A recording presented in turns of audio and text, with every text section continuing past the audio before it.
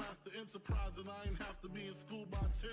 I then began to encounter with my counterparts on how to burn the block apart.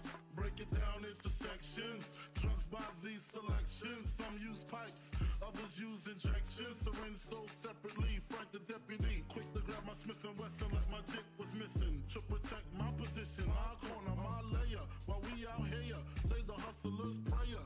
If the game shakes me or breaks me, I hope it makes me a better man. Take a better stand, put money in my mom's hand. Get my daughter this college plan, so she don't need no man. Stay far from timid, only make moves when your heart's in it. And live the phrase, sky's the limit. Motherfucker.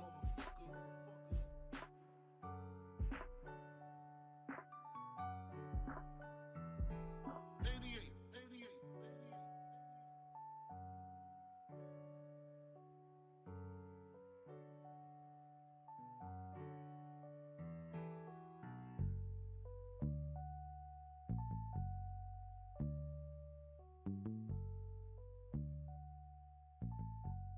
And live the phrase, sky's the limit.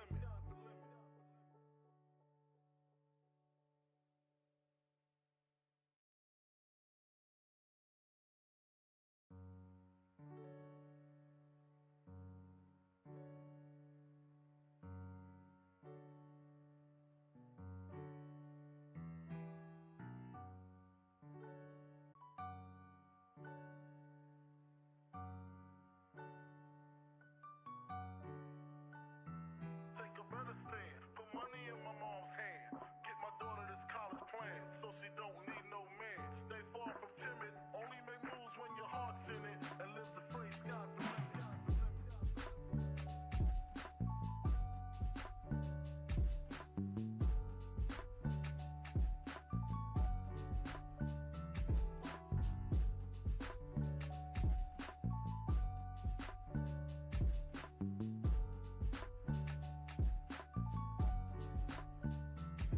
A nigga never been as broke as me. I like that. When I was young, I had 2 pair of leaves. Besides that, the pinstripes and the gray.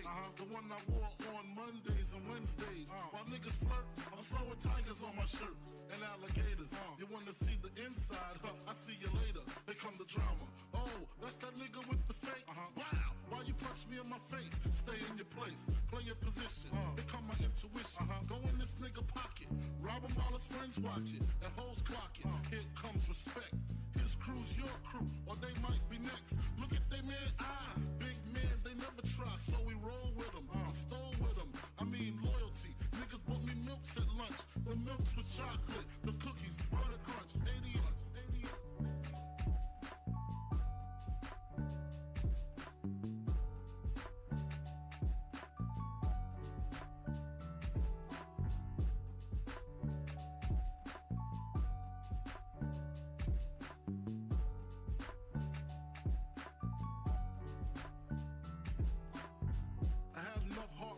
To me the boss, of course, my orange box cutter make the world go round. Plus I'm fucking bitches at my homegirls now. Start stacking, dabbled in crack, gun packing. Nickname Medina, made the scenes, took my Ninas. From gym class to in-glass, pass off for global. The only nigga with a mobile. Can't you see like total? Getting larger in waist and taste. Ain't no telling where this felon is heading. Just in case, keep a shell at the tip of your melon. Clear the space, your brain was a terrible thing to waste.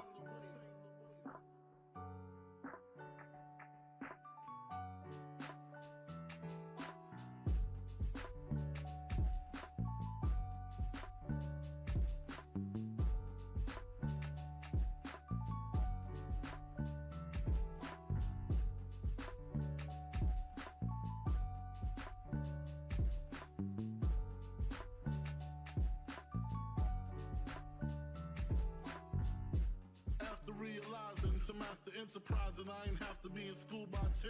I then began to encounter with my counterparts on how to burn the block apart. Break it down into sections, drugs by these selections. Some use pipes, others use injections. Syringe sold separately, Frank the deputy quick to grab my Smith & Wesson like my dick was missing. To protect my position, my corner, my layer, while we out here, say the hustler's prayer. If the game shakes me or breaks me, I hope it makes me a better man. Take a better stand, put money in my mom's hand. so she don't need no man. Stay far from timid, only make moves when your heart's in it, and live the phrase, sky's the limit. Motherfucker.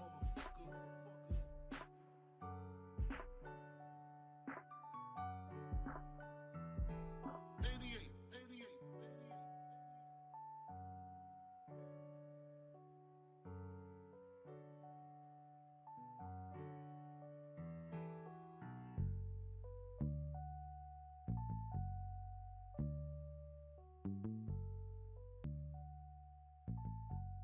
And live the phrase, sky's the limit.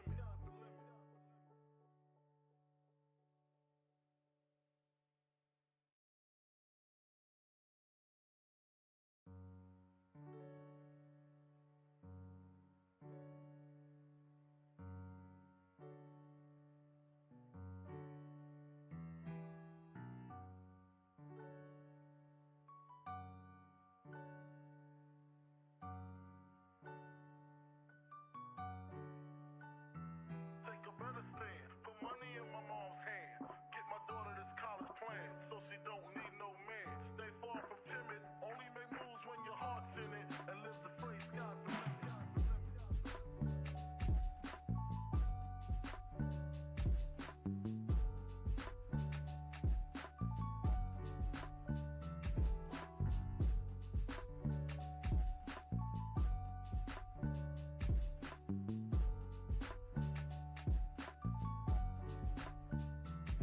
A nigga never been as broke as me.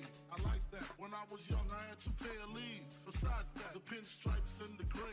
The one I wore on Mondays and Wednesdays. While niggas flirt, I'm sewing tigers on my shirt and alligators. You wanna see the inside? I see you later. Here come the drama. Oh, that's that nigga with wow. Why you punch me in my face? Stay in your place. Play your position. Here come my intuition. Go in this nigga pocket. Rob him while his friends watch it. And hoes clock it. Here comes respect. His crew's your crew, or they might be next. Look at they man, big man, they never try, so we roll with them, stole with them. I mean loyalty. Niggas bought me milks at lunch. The milks with chocolate, the cookies, butter crunch, 88.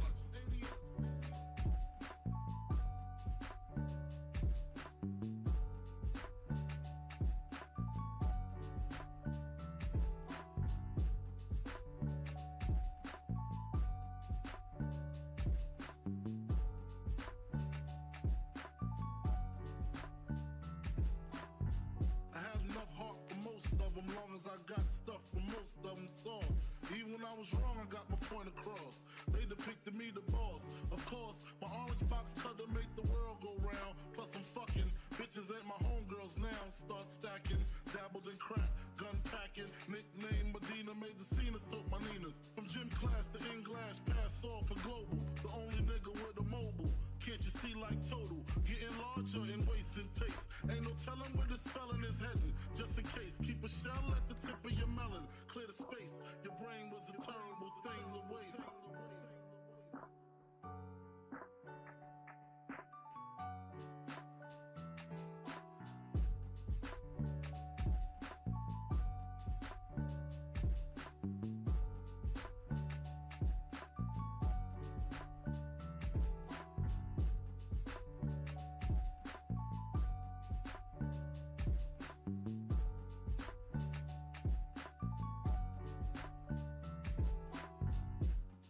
Realizing to master enterprise and I ain't have to be in school by 10. I then began to encounter with my counterparts to how to burn the block apart.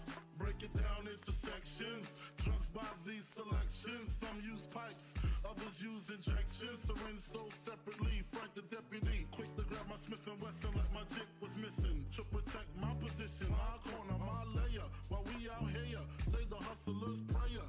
If the game shakes me or breaks me, I hope it makes me a better man. Take a better stand, put money in my mom's hand. Get my daughter this college plan, so she don't need no man. Stay far from timid, only make moves when your heart's in it. And live the phrase, sky's the limit. Motherfucker.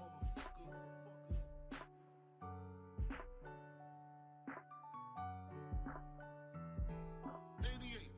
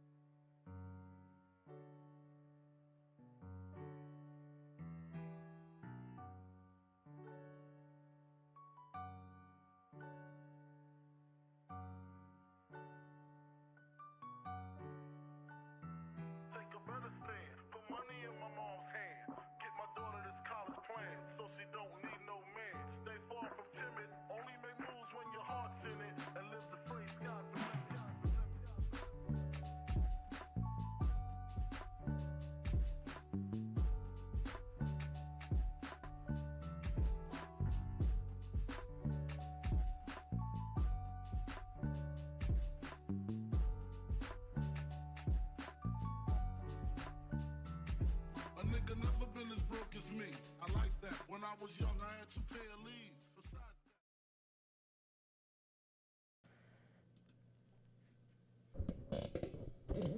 Besides What is going on, guys? What is going on? What's up, guys? Man, so we got a pretty interesting week of wrestling to talk about with you guys. Yeah. We got a pretty interesting week of wrestling to talk about with you guys, man. We have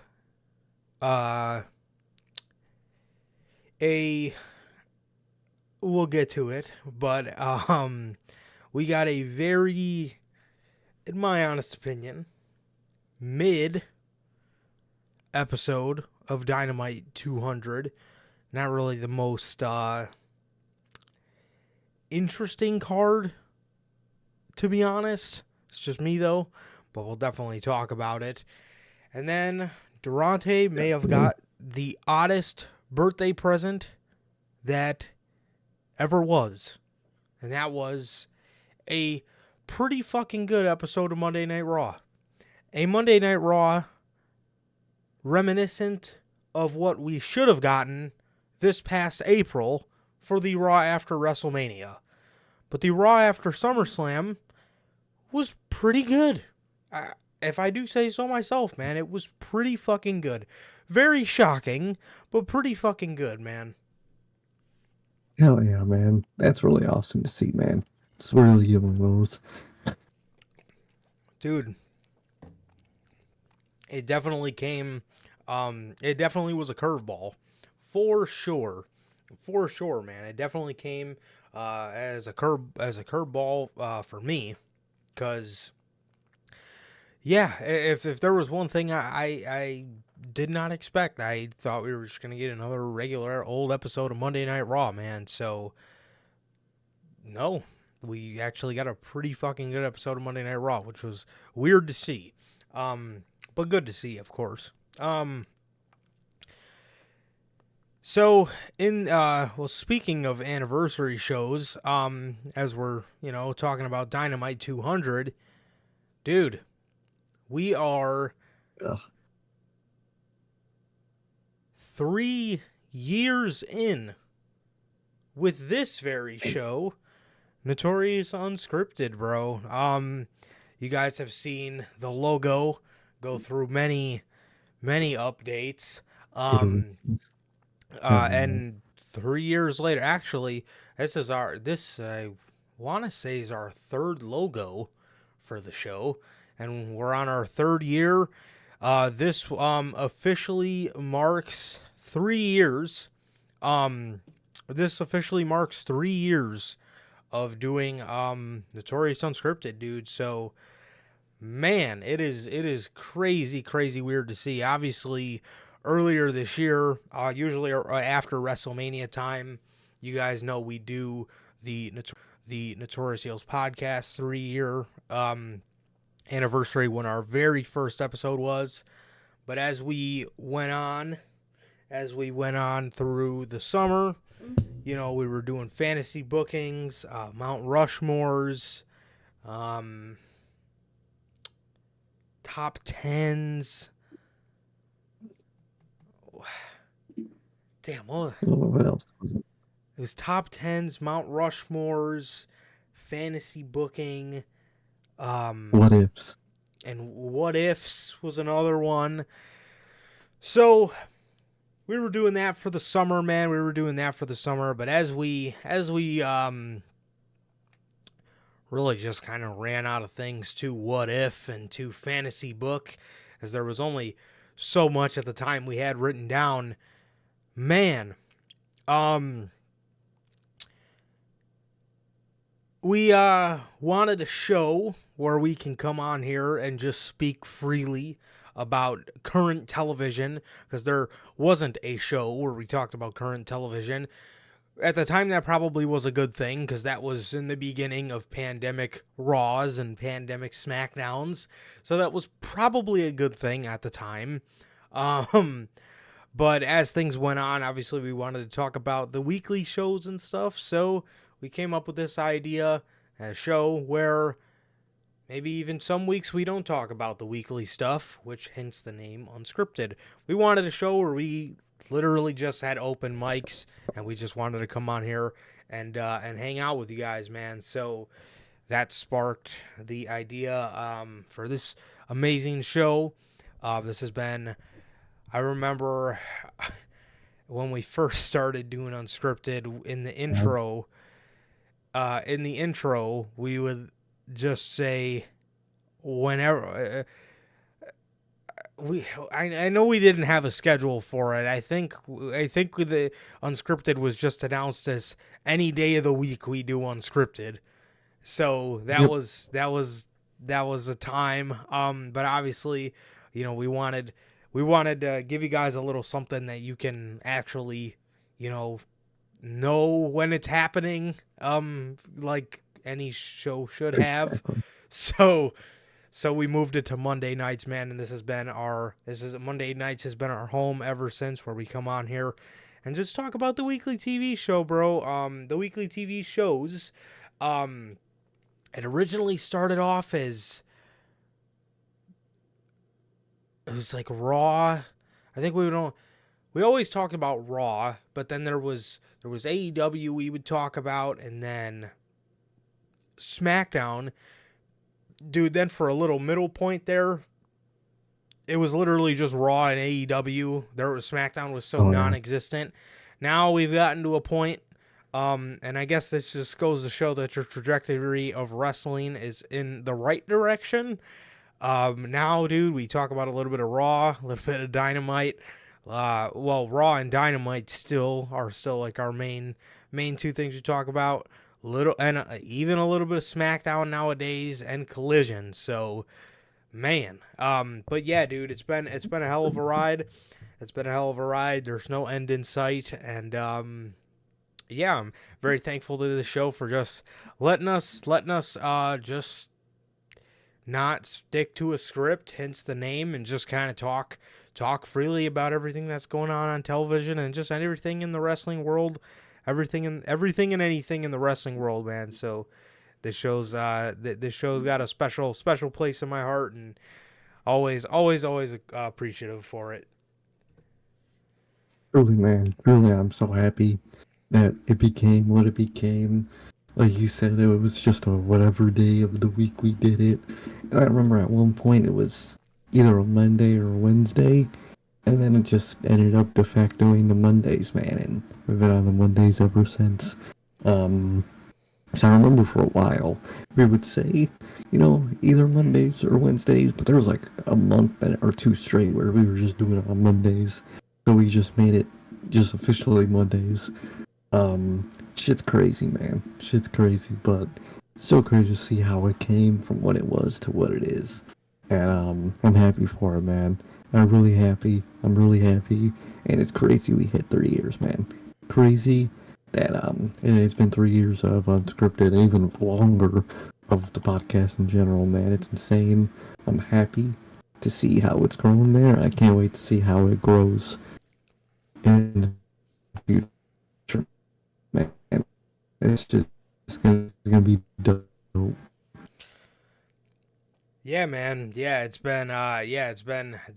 truly has been a hell of a ride, bro. Truly has been a hell of a ride. And like I said, there's no end in sight. You are obviously gonna keep doing our thing. We're obviously gonna keep doing our thing, man. And just giving you guys some of the best analysis of the weekly TV shows that there is to offer, bro. So yeah, this show has been super great to me.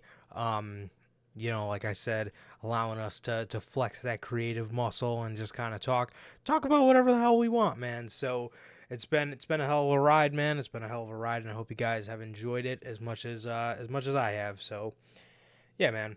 Oh yeah, bro.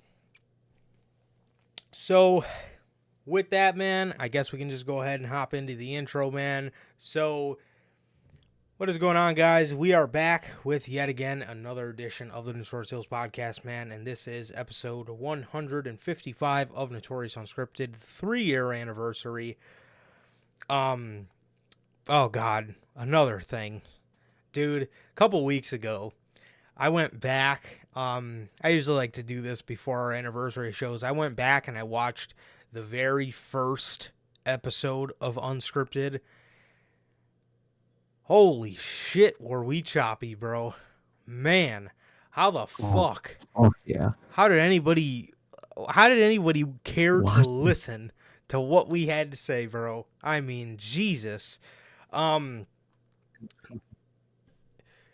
so Playing the damn game while talking, didn't know what the fuck I was saying. Oh, it was bad. oh God, it was atrocious. It really was, bro. It really was. It was atrocious, man. Yeah, that is some of the choppiest podcasts you will ever listen to, for real. So yes, like Sir K was mentioning when he was talking about it, but the growth of the show in general, not even just Unscripted, but the show in general, man, is super proud to see, and is inspiring for myself. Just keep going, bro. Just keep going. So yeah, man, 3 years down the hatch, and man, the time flew by, bro. It is absolutely insane that it's been 3 years. Crazy as hell, man. Truly crazy. Seriously, bro. So this is episode 155, the 3-year anniversary of Notorious Unscripted. And this is your first time watching, guys, do not know how the show works. Every Monday, we're on here with Unscripted after Monday Night Raw, and every Friday at 4 p.m. Central, we are on here with the news. And for the Big Five for AEW and the Big Five for WWE, we are on here directly after the show goes off the air with the official post-show review. So speaking of that, if you guys did miss this past Friday's edition of the news and this past Saturday's edition of the SummerSlam 2023 review, both of those are available for you guys on all platforms, man. That is Anchor, Spotify, Google Podcasts, Apple Podcasts. If you want to see it first, join us right here, like I said, every Friday at 4 p.m. Central, and on the Big Five for WWE and the Big Five for AEW. We are on here directly after the show goes off the air, man. So both of those are available for you guys, man, and also stay tuned because the next time we will be live with a show, with a post-show, is in a very short amount of time. It's going to be in 3 weeks' time for All-Ins, and then a week after that for All Out, so stay tuned for that. So yeah, man. Also, if this is your first time watching, guys, have not got a chance to get your hands on some of the official Notorious Heels podcast merchandise, you guys can find this live on the merch shop. That is bonfire.com. Link is at the top of the description of this very video and in either mine or Sir K's social media pages, man. So with that, you have all 8 of these beautiful designs plus more on the merch shop. You got the Chicago flag design. You got the Uncrowned Kings of the IWC design. You have the base logo design, the Riddler-inspired IWC's Best Kept Secret design, the 3 versions of the Notorious World Order design. You got the Chicago flag design like you see on your screen, classic black and white, and the Wolfpack red. You guys got all of that, all 3 of those designs available on the merch shop for you guys. You got the Grand Slam design, the Notorious Scratch logo, the only community that matters, plus more, all 8 of those beautiful designs, plus more available on the merch shop for you guys. Again, that is bonfire.com. Link is at the top of the description of this very video and in either mine or Sir K's social media pages, man. Also, if they're first time watching and you guys do not know who we are here at the Notorious Heels podcast, I am Johnny Mayhem, one half of the host of this very show. And as for the other half, we got my man Sir K here. How's it going, man? It's going good, man. It's going good. Just been chilling. Pretty normal Monday, man. And fuck yeah, man. It's not much been going on. But I've been pretty normal lately. I'm pretty just chilling normal. But like Durante always asks, man, how's life? How's the family? Life's good, man. The family's good. Speaking of you, Durante, I saw on Twitter, man. Happy birthday to Durante, man. Everybody in the chat, wish Durante a happy birthday, man. The GOAT, man. The GOAT. Happy birthday, man. I hope you have a good birthday. But, the family's good. The life's good. And what about you, man? What about you? About everybody in chat and in the replay. And, what about you, bro? How you doing? I'm doing good, bro. I'm doing good, man. As Durante always asks, man, I'm good. Family's good. And I also want to take a second to give a very special birthday shout out to the man himself, one of our great mods of this channel, one of the very trusted individuals that is a mod for the Notorious podcast, dude. And genuinely just a funny ass person, bro. Durante is always cracking me up in the comments. His one here is Johnny Gargano on fucking Jupiter somewhere. I think so. I genuinely think so. I don't know what the fuck that man's doing nowadays. But yeah, man, so happy birthday to Durante, bro. And thanks for always making me laugh, dude. For real. And yeah, thanks for riding with us, bro, and being a very, very regular member of this channel, dude. Almost every stream you're in here the whole way with us. So thanks for listening to what we have to say. Thanks for caring about what we have to say, man. You are just as appreciated, bro. You're the man, and happy birthday, dude. I hope you had a great day. Unfortunately, we're about like 3 minutes away from it being over, but we got to get them birthday wishes in there. So happy birthday to Durante. And if everybody can wish Durante a happy birthday, that would be very, very appreciated, man. So yeah, other than that, dude, nothing too much going on, bro. Nothing too much going on. Just got done with SummerSlam weekend, as you know. So yeah, that's about it, bro. That's about it. That's all I got. That's all I got. Nothing too much, man. Nothing too much. So other than that, how is yes, and everybody else in chat as well. Everybody else in chat, man. Durante, Logan, Bell, JT, Pops, everybody in chat, man. Whether you're here now or watching on the replay, how the hell are you guys, man? So yeah, Dynamite 200, bro. Dynamite 200, man. Yeah. What'd you think? Fucking mid, bruh. I remember maybe two things from Dynamite. Maybe, not really. Dude, that show was about as boring and pointless as possible, man. What has Dynamite become? A shell of his former self.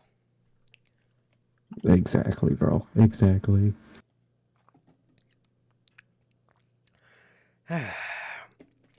Man, I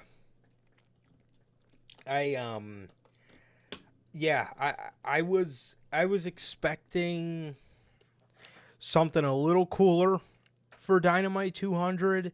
They went back to the old tunnel look, but like it was just the ramp that was retro. Like everything else had like the updated Dynamite Trons.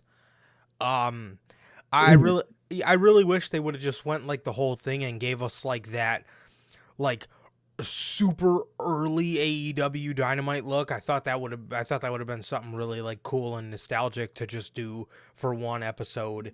But yeah, all they did was they did the two tunnels, and then they did the Trons on the ramp had, like the splashing paint design, but everything else, like the ring apron and all that stuff was just like current Dynamite.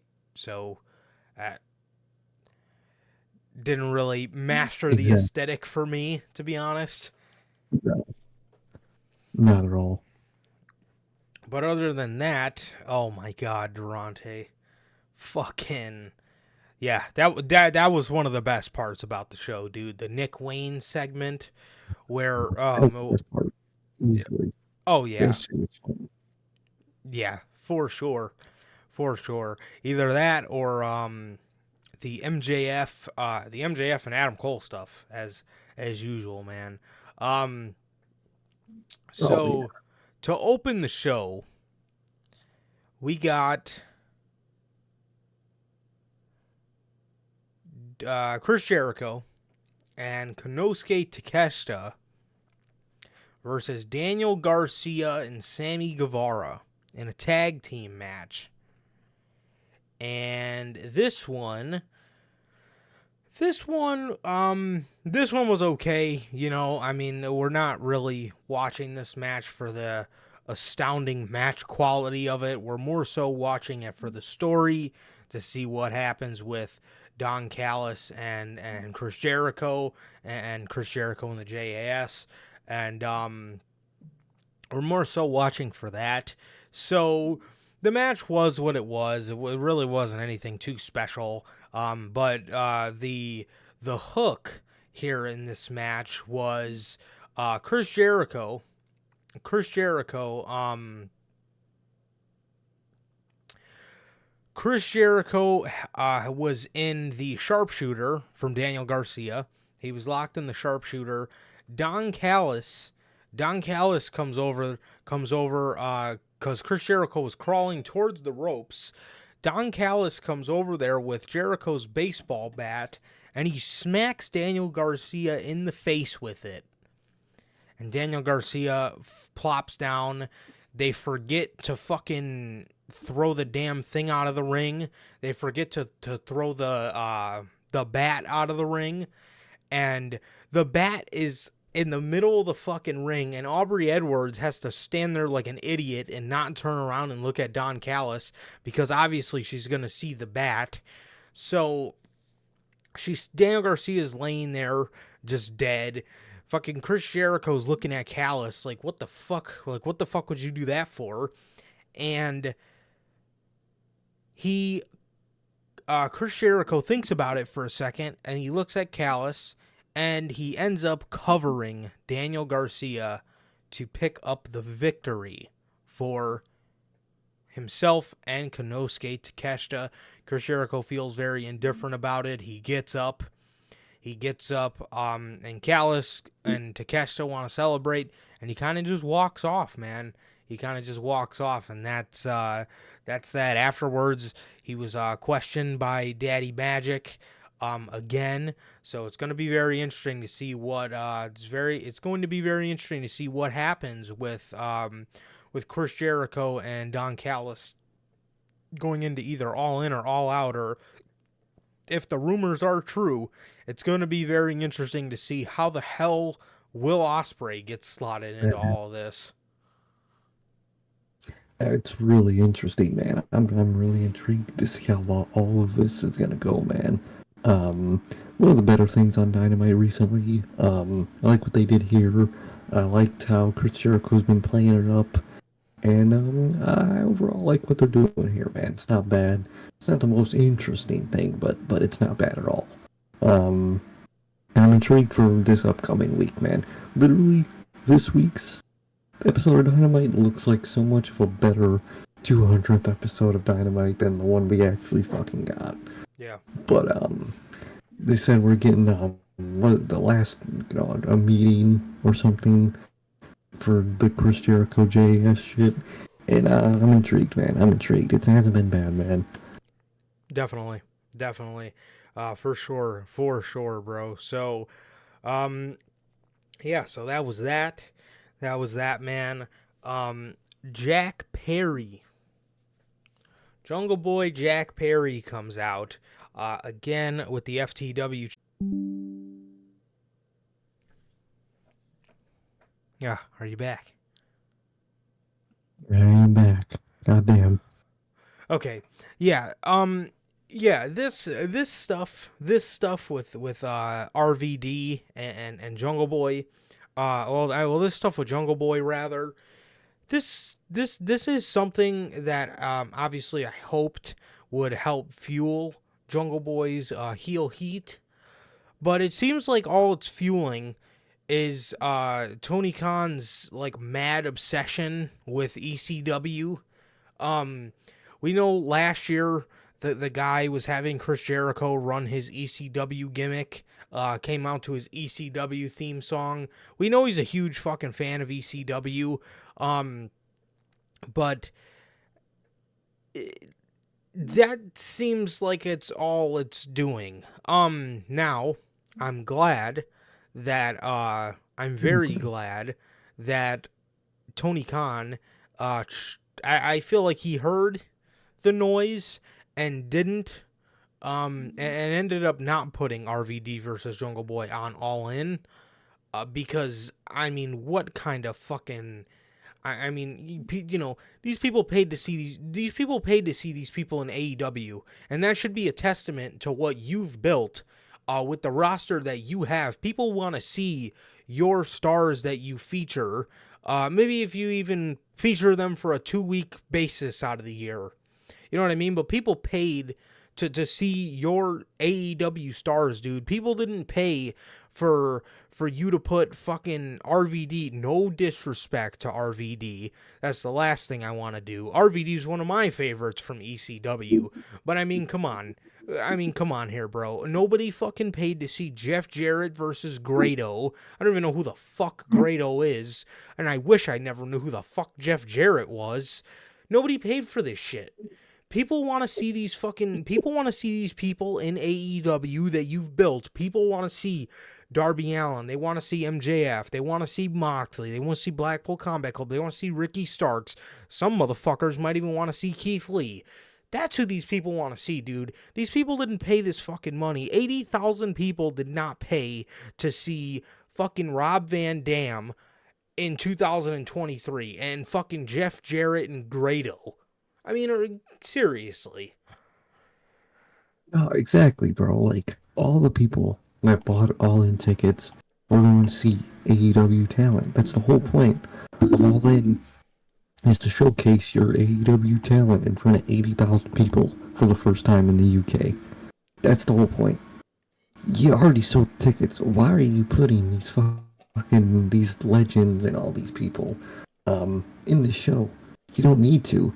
Just make a genuine show that you would make normally. Just a little bit of higher standard. That's all you needed to do. And in my opinion, they're failing at that. Am I not happy with Jeff Jarrett? I mean, not Jeff Jarrett. What the fuck? Of course I'm not happy with Jeff Jarrett. With RVD? No, I don't mind him. I don't mind RVD at all. I'm cool with it. You could do a lot worse. But at the end of the day, this is supposed to showcase AEW talent at AEW's biggest show. Why are you not showcasing AEW talent at their biggest show? It's annoying to me.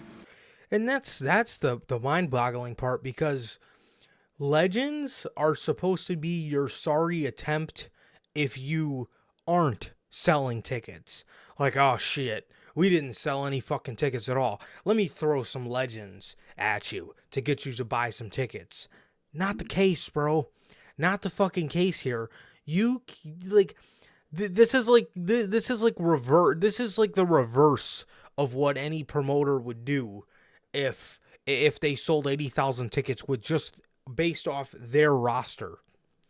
Like, dude, again, like the Legends attempts are like, that's something WWE would do back in the era of when they were selling their buy one get four fucking extravaganzas. You know, let me throw some legends out. Let me throw fucking Undertaker. Let me throw Goldberg on the show, and then your ticket sales might go up a little bit for the fucking virgins that used to watch Goldberg back in the fucking 90s. That's for them, you know what I mean? And the legend that, you know, the legends are your sorry attempt to get people to come out to the show when you're not doing well. They did well without announcing a fucking match, and Tony Khan could have just put out anything. Like, you could have gave us just an abundance of future talent on your show. But what does he do? We get rumored all these fucking legends in these matches that are for All In. Like, what are we doing here, dude? This is 80,000 people, and you want to fucking put Jeff Jarrett and Grado on the show? You want to put legends on the show? The only legend I care to see in AEW, oh, I guess Chris Jericho is technically a legend, but Yeah. other than him is Sting. Sting. I would love to see Sting. I would be 1,000,000% fine with Sting. Let Batman do some crazy shit. That'll be awesome. But, like, you don't need to sell. You already sold all the tickets. If you want, you could put the biggest nobodies on this show. Exactly. And guess what? You already bought your tickets. That's what you want. You want the tickets to sell out before you even announce the match. Now we're fucking 3 weeks away, and we still have like fucking 3 matches to announce for this show. One. It's like, I think with Collision they added Samoa Joe more. and Punk, and then FTR and the. You're right. And You're then- right. It's 3. Now we have 3.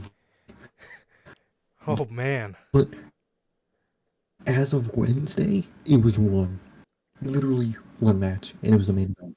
Well, like, I don't understand that, man. You already have I think they hit 81,000 tickets now. I think they just hit that today or something, or yesterday.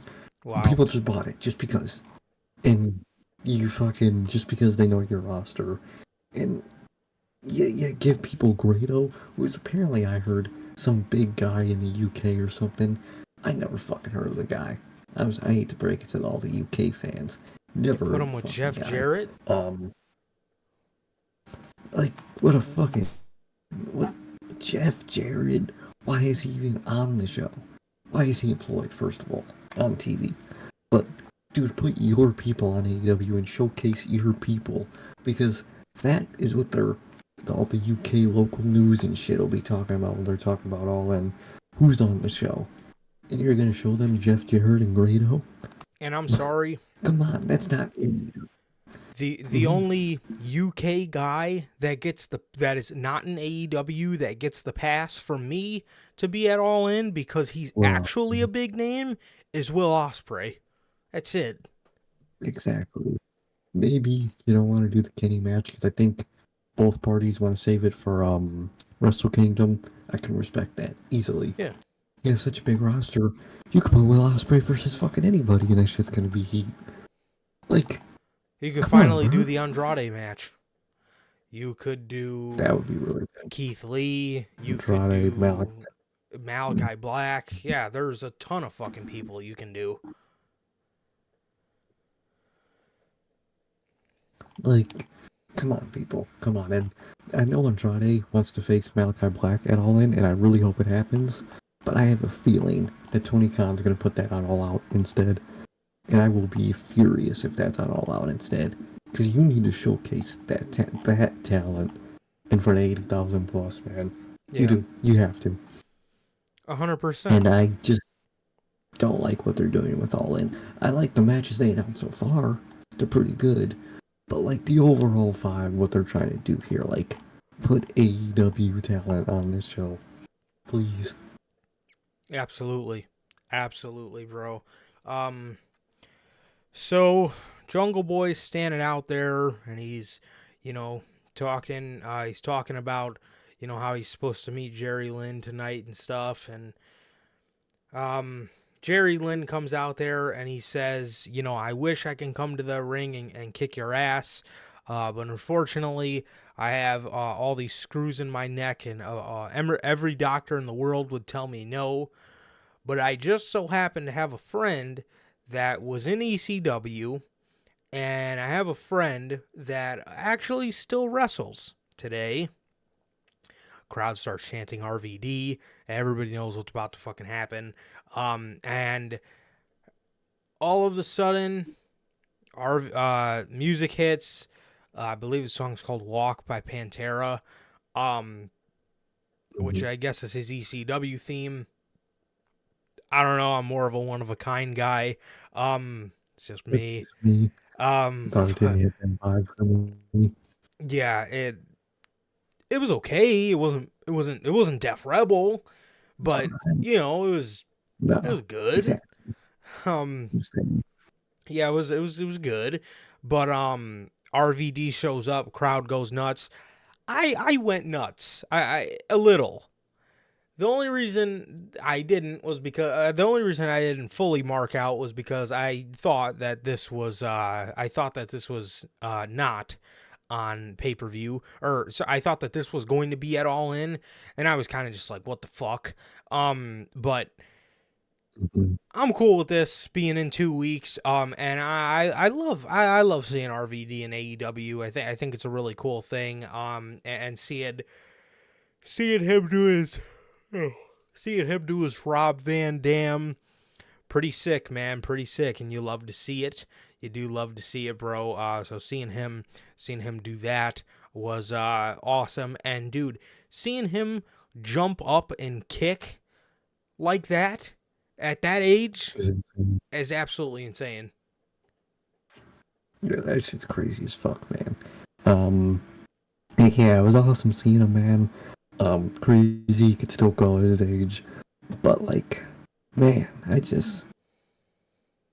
don't know, man. I don't know. I think they could be doing better with what they're doing with Jack Perry. Yeah, no, RVD's awesome. He's really cool to see, but I think they could have done this way better, and I think they could have found an even better spot if they even wanted.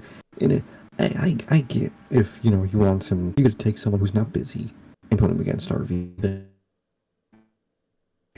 Do his own thing, but that's just me, man. But he looks good, man, and that's good to see.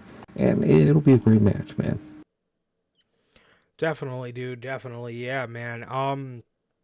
Yeah, it's awesome. It's awesome to see Rob Van Dam. It really is. But it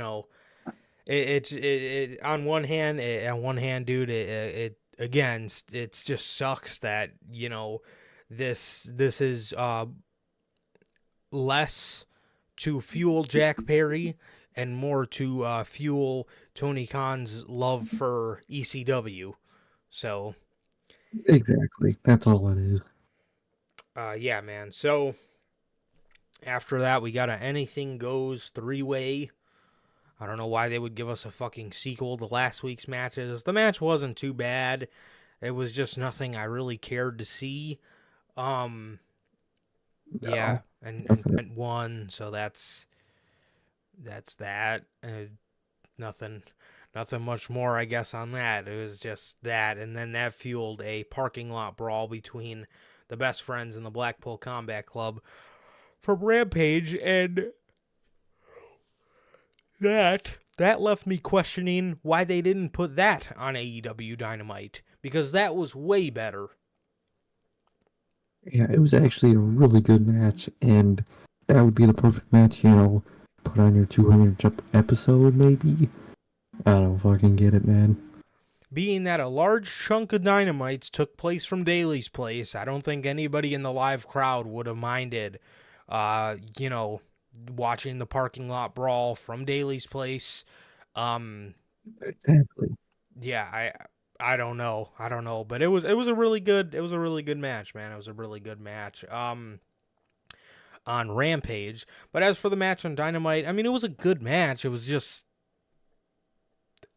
nothing I really A cared to match. see. Yeah. Well, So MJF, man, he comes out to the ring, and he talks about how he wants to become better.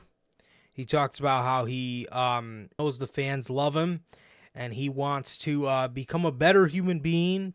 And he talks, he pretty much turns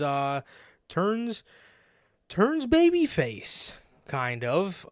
If you will, officially, he kind of officially turns babyface here, man. As like I said, he was out here and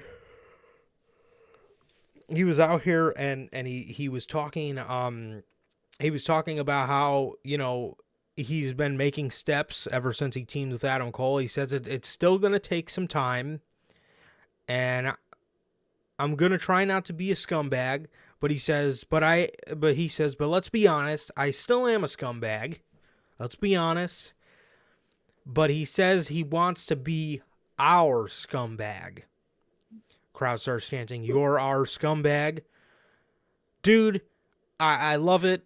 And I'm gonna say this every time they tease a MJF babyface turn. It's organic, especially now more than ever. It's organic, and MJF is just such a great heel. He's a babyface. That's eventually what happens to you. That's just the trajectory of wrestling. But dude, yeah, I don't think I would find anybody. I don't think I would find anybody that would be opposed to an actual MJF babyface turn. I really don't think so, man. And yeah, I love it, man. I love it. I think this is great for real. And I would not be against seeing him as a babyface. Exactly, man. Exactly. I like what he's been doing, man. I like it. Anytime he teases a babyface side, I think it's genuinely amazing. I think he does that role really well. And I think he could easily become a babyface soon in AEW too. So I like the way this is going, man. I really do. Hearing him, be our scumbag is awesome. I fucking love it. And I can't wait to see how this continues, man. I think they're doing really good with this. It's the best part of AEW right now for me, easily. And they're killing it, man. And I love babyface side MJF, man. I really do. 100%, bro. 100%. And I was telling you about this, but if we're speaking in kayfabe here, heel MJF hates this place. He hates it. There's no fucking way, honestly, because that man is constantly talking about when he was a heel, and he was always constantly talking about how he hates this place and how there's no competition and how, he should just retire with the belt because nobody's worthy of beating him for it. Like, he is, constantly talking about that. But I think if he is going to resign with the company, the way you can get it to make sense for him to resign is by turning him babyface. Because then the reason he would stay, because obviously he still thinks that about all the other competitors. He still thinks nobody's on the level of the devil, as he says. But the one reason you can get him to stay, and who forgets, he obviously hates the fans, right? Heel MJF cannot stand the fat marks. Sometimes neither can I. So, MJF would the reason he would stay is because of the fans. Exactly. It would make sense. It would make sense because I don't know how you would get heel MJF, or I don't know how you would explain that. In speaking in kayfabe, I do not know how you would explain him staying with AEW. No, exactly. You can't. I mean, you could always do the cheap, they offered you the most money. But, come on. That's cheap as hell. Let's get some real reasons. And I think babyface MJF would have the best reason. Absolutely. Absolutely, bro. So he says, after he says that, he says, the reason why all this has been dawning on him is because he's had help from his best friend, from his very best friend, Adam Cole. So he asked Adam Cole to come out.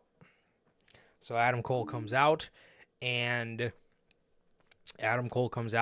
he says, "Look, man, I promised you a match for the Triple B I promised you a match for the AEW World Championship." And he tells Adam Cole, he says, "But as I thought about it more, you're not going to get a match." Adam Cole starts freaking out. He starts getting pissed off. He's standing there.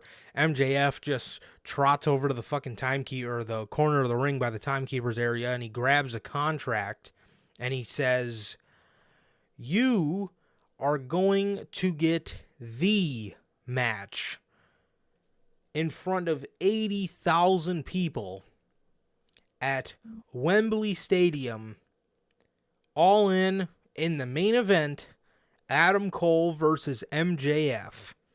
Adam Cole is now ecstatic. He's ecstatic. He signs a contract, and he gives it to MJF, and he says, "I love you, Max," and they hug. And Adam Cole, this is where it gets tricky. Adam Cole does the hug that he gave Roderick Strong, where he kind of balls his fist up, and he hugs him like that, almost like he's stabbing him in the back, that kind of motion. He's putting a knife in his back. But the other side of the coin is, what was on that contract? Could MJF have just given him a genuine contract? Sure, maybe. Maybe that was a swerve. Maybe MJF hands you a contract and everybody thinks, there's got to be something fishy in there. MJF just gave him a contract. Maybe there wasn't. Maybe there wasn't anything fishy on there. But either way, Adam Cole was too ecstatic to look at it. So it's tricky. And then Adam Cole does the same hug he gave Roderick Strong back in NXT before he turned on him. Interesting, man. It's really interesting, man. Who's going to turn here is the real question, man. It's tough because they could go the three ways, which is Cole, MJF, or I could also see genuinely them turning on at the same time, like they said they would, and just be like, "Oh, I was gonna turn on you. I was gonna turn on you too." I could see that, but if I had to pick one, man, I think I would do the Adam Cole turn. Not the way certain wrestling podcasts said it. Fuck. Who was it? It was Russell Talk and somebody else that said, you know how like earlier in the promo, MJF said, the kids would bully him by throwing change at him and calling him, what they call him. Oh, yeah. It was Oh, no. Alvarez said that ass change at MJF and fucking call him insults. That ain't gonna go well, bro. What? First of all, what? Isn't that not extremely childish? But I don't think throwing change at him and calling him Jew boy is something that 30-year-old men do to each other. No. It's just me. And maybe like just for like some way out and just kind of chucked him at him while he was laying there beaten up. That would just kind of, be something a little devious he can do. But reliving the whole scenario, I don't think is the way to turn. Or maybe Adam Cole, maybe he doesn't throw him, but maybe he just like dumps some dimes on him just to remind MJF of it, something like that. But doing the whole chucking quarters at him and calling him Jew boy, I don't think that's that would just look incredibly childish, like I said, for two 30-year-old men to be sitting there and doing. No, that would not go over well at all, man. But if I had to choose one of these outcomes, man, I think I would do the Adam Cole turn, man. I want to see the third side of MJF come out, and I think Adam Cole turning is the perfect way to go, man. If you even turn any of them at Wembley, but I feel like they will. And if I have to choose one of them, I'm going to go with Adam Cole, man. But that's the thing. It's like, you just brought Adam Cole back as like a baby face. So, but the thing is, it's like MJF is like, he's like, what does he always say, bro? The greatest trick the devil ever pulled was making you think that he wasn't real.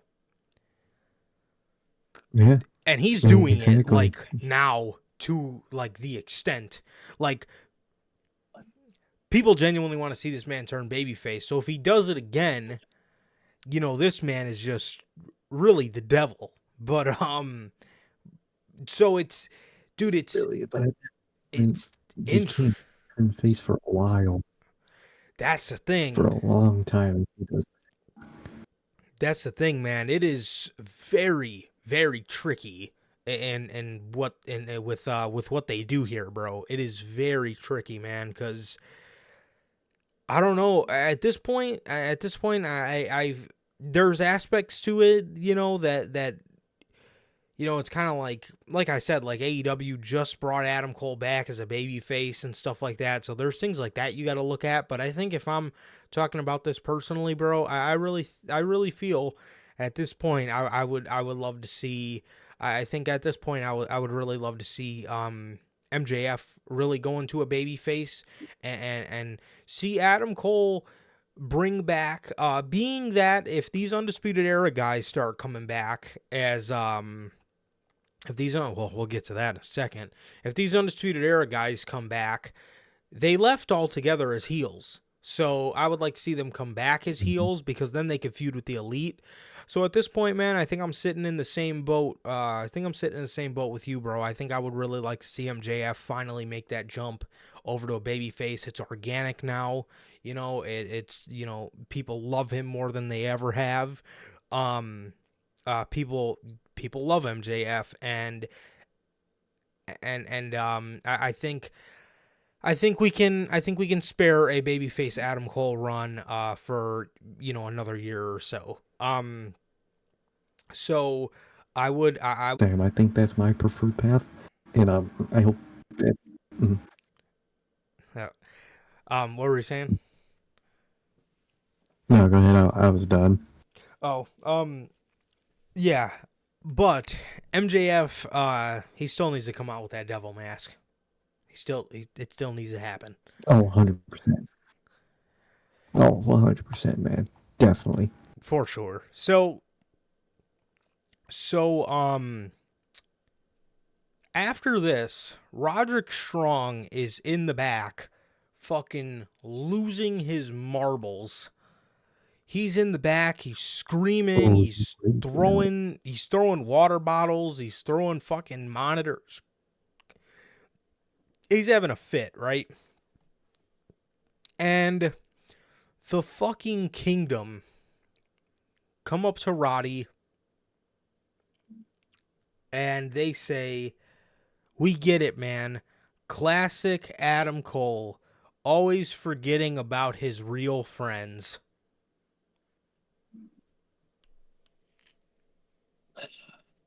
Oh, you can't be fucking serious right now.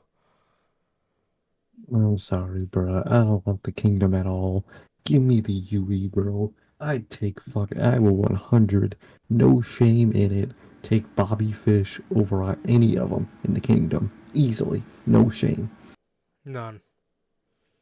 None whatsoever. Bobby Fish clears Matt Taven and Mike Bennett. I'm sorry. You fucking losers. Dude, bro, if they fucking go with any sort of Kingdom reunion, you're immediately making the wrong step with Adam Cole. Or I would even hate to see them do some sort of and Kingdom and Undisputed combo. Or like with the Undisputed Elite, where they just never put Adam Cole in the Undisputed Era and they just put like these fused groups, like the Undisputed Elite. Like I could see them calling them like the Undisputed Kingdom.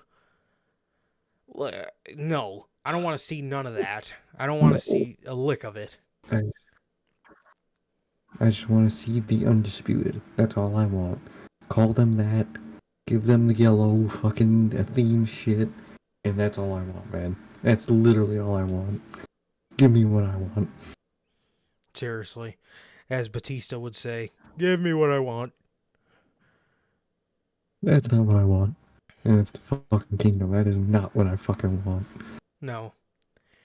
Yeah, dude, please, for the love of God, no. And they even had a whole little promo package on Rampage. I really hope they don't try to fucking shoehorn this little story into this MJF story, because I can assure you, nobody wants to see the fucking Kingdom in AEW. It's done and it's over with. And Adam Cole is not going to help those guys at all. They're just dead acts. They're just bland as fuck. You know, they're bland as shit, man. Ain't no helping them, man. So that was that. The Elite beat Jeff Jarrett, Jay Lethal, and Satnam Singh in 6-man action. The Hardy Boys came out to help. Hangman came out to help after the match, and then afterwards they announced that they re-signed with AEW. Huge pop, obviously, by the crowd. And Kenny Omega says, we have re-signed, which means you're going to be seeing a whole lot more of us here on Dynamite, here on Rampage, hell, maybe even on Collision. Yeah. And obviously there is a little bit of a follow-up on Saturday that we will get to. That is very interesting. Swerve. This is exactly the kind of shit we need to see from this man. Exactly. Swerve and AR Fox show up to Nick Wayne's garage where he trains. Bro. Dude, that shit was amazing. They fucking decimated not only that man, but his fucking house, his fucking training facility, his garage, man. Shit was insane. And his friends. He had a couple friends in the ring, and outside of the ring, just, watching him have a match. Dude, fucking Swerve and AR Fox show up in fucking shiesty masks. And dude, AR Fox wrestling in the shiesty mask, this is gold right here. They need to keep this up. Dude. I love it. That shit is hilarious. So they show up, Swerve walks in the door and says, "What up, turds?" As he gets in the ring, and Swerve's just yelling, "Let's have a match, let's have a match." And then they just start beating the shit out of his friends and Nick Wayne.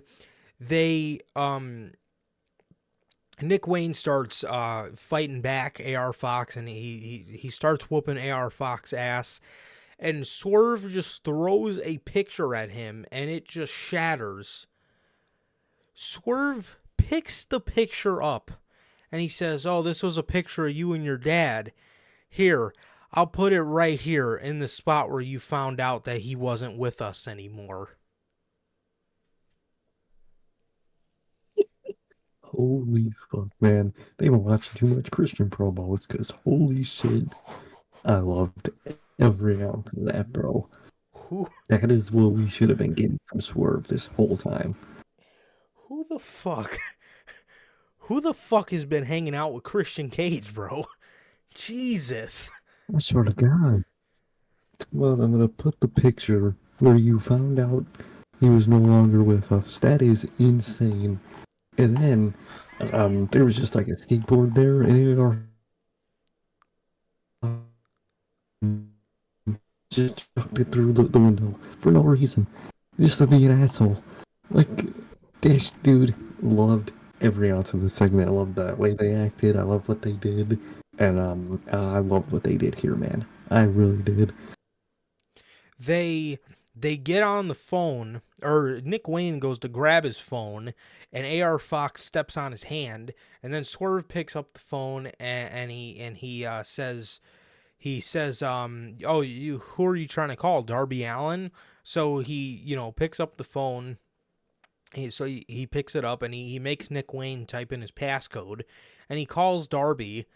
And Darby goes, "What up, Nick?"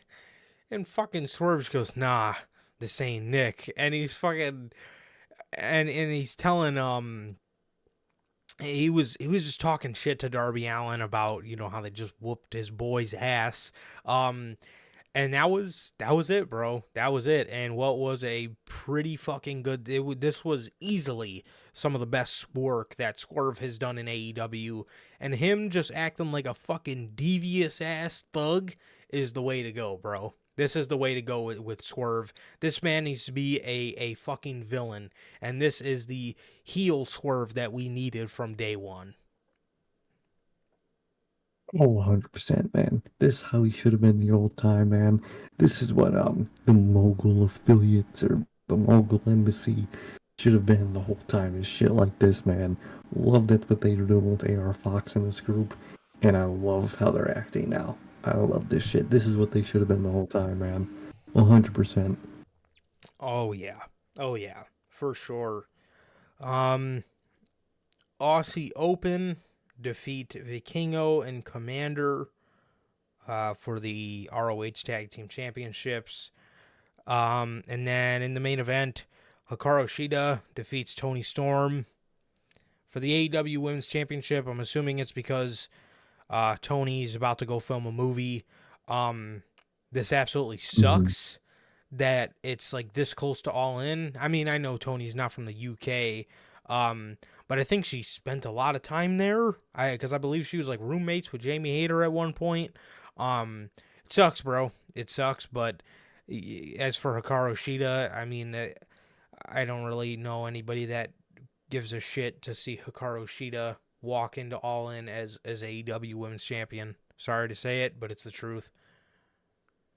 No, yeah, it's one of the worst options they could have went with, man. To me, in my opinion, man, I don't care for Hikaru Shida. I don't see what is special about her at all. I really don't. But she's champ now, so that's that, I guess. Fuck, what was I gonna say? Damn it, I fucking forgot what I was gonna say about this fucking about what happened, man. But oh yeah, that's what I was gonna say. Apparently, according to the AEW marks, they not only love that Hikaru Shida won, but they want her to have an Orange Cassidy-like title reign, No. where she just faces people every week. No. What? Do you want to Doom Dynamite?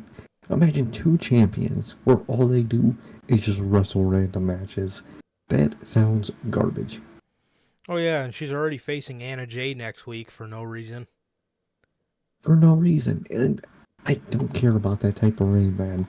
I like a story. I know, I'm a story merchant. Call me one of that if you will. I like a good story, man. And Hikaru Shida, she ain't telling no stories, bruh. So, I don't want to see her as champ. Simple as that, man. You can even not tell stories, and you could be great in the ring. She ain't that good to not tell stories, bruh. She ain't. Yeah.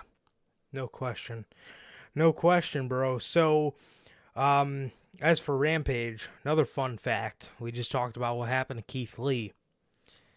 He was in trios action with the Hardy Boys. That's what Keith Lee's got going on nowadays. Just thought to throw that out there. But as for AEW Collision, FTR defeat the team, as Brian Cage would say, the Gargantuan Giraffe, Big Bill, and the Vanilla Gorilla, Brian Cage. Fucking Killed me. absolutely killed me. I loved it. Big Cass was doing the gritty in this match, and they lost. The Gargantuan Giraffe and the Vanilla Gorilla lost the match. Match was okay. Yeah, nothing really too much. No, man, the Brawlic Brutes, or the Brawlic Brutes, as I prefer. They didn't take that win, man, but they've actually been pretty funny lately. And That's good to see, man. It's good to see Brian Cage actually being used again. Because I like the guy. He's good, which is the craziest part. Is a casual viewer to AEW wouldn't know this man is that good.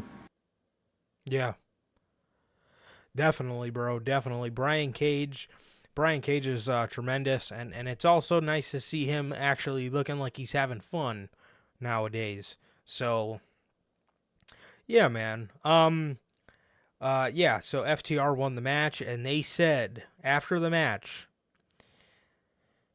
they said that they want to settle the score with a certain tag team, and they want to have a match with this certain tag team to see who is the greatest tag team of all time at Wembley.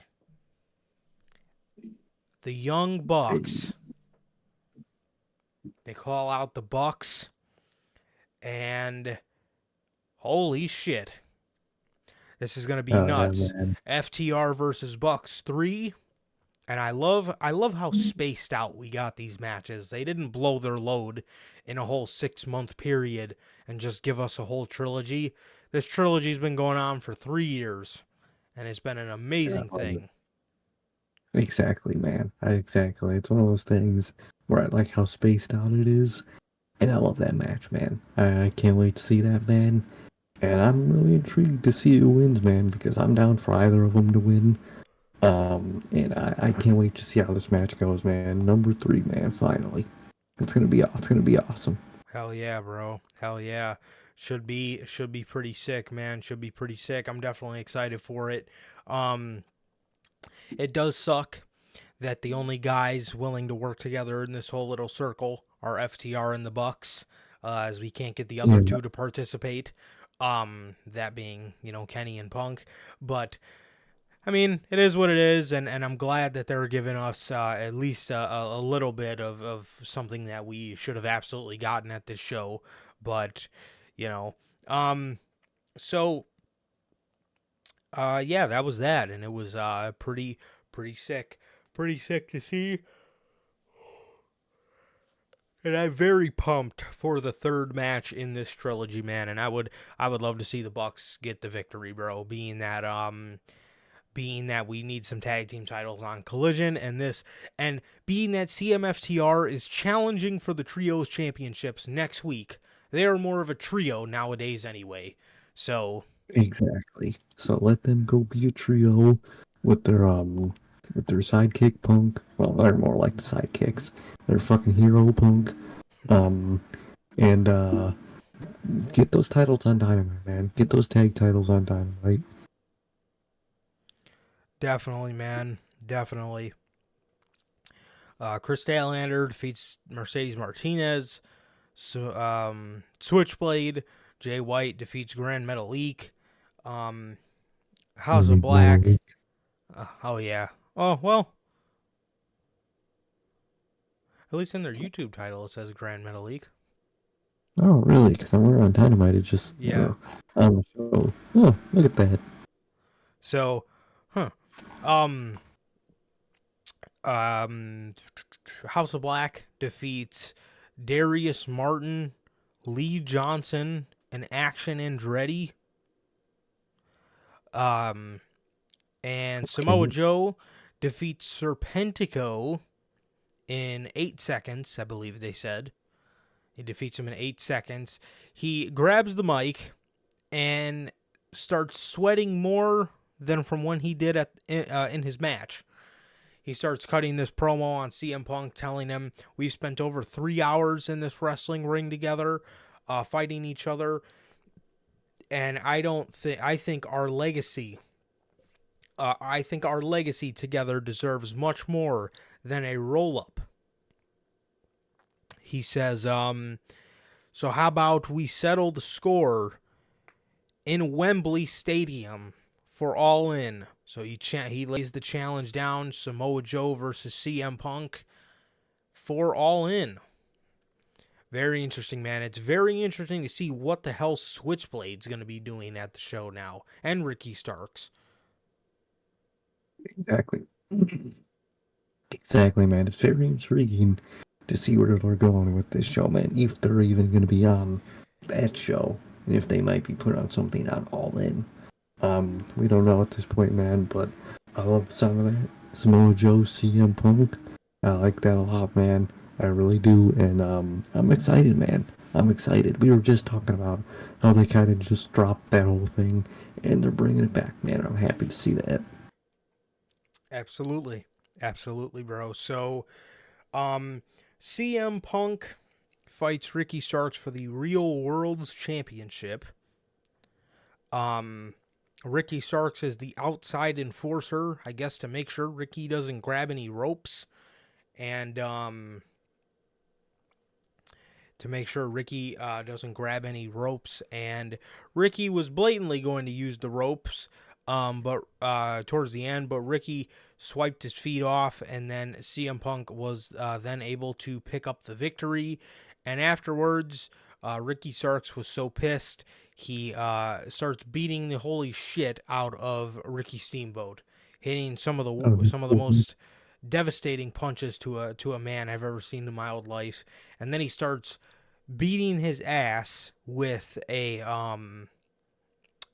starts whooping his ass with his belt. No, exactly. That shit was hilarious. Man was beating an old man. Crazy. He really was, bro. Yeah, he really was. So yeah, man, that was AEW Collision for the week. Yet again, another pretty decent episode of Collision, man. So that was nice. That was nice to see for sure. No, definitely, man. Definitely great to see, and it's really been holding Dynamite on its back, man, for AEW. Mm-hmm.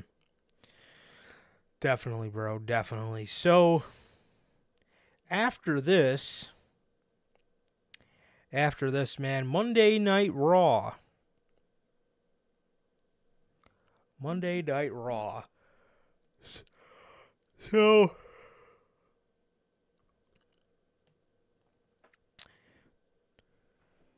this episode of Monday Night Raw is from Minneapolis, Minnesota. And dare I say, this was one of the best episodes of Monday Night Raw. This was easily the best Monday Night Raw of the summer. Easily. Oh, yeah. I definitely feel like Raw 30 could hold a bit of a candle to this, being the whole LA Knight stuff on that show and Bray Wyatt, and then the very first Tribal Court. So, I definitely think that one could probably hold a candle to this one, at least for what I can remember from it. But this was easily the best Monday Night Raw of the summer. Easily. Oh, fuck yeah, man. Fuck yeah. So the show opens up with Cody Rhodes. And he's cutting a promo. He's cutting a promo about he's cutting a promo about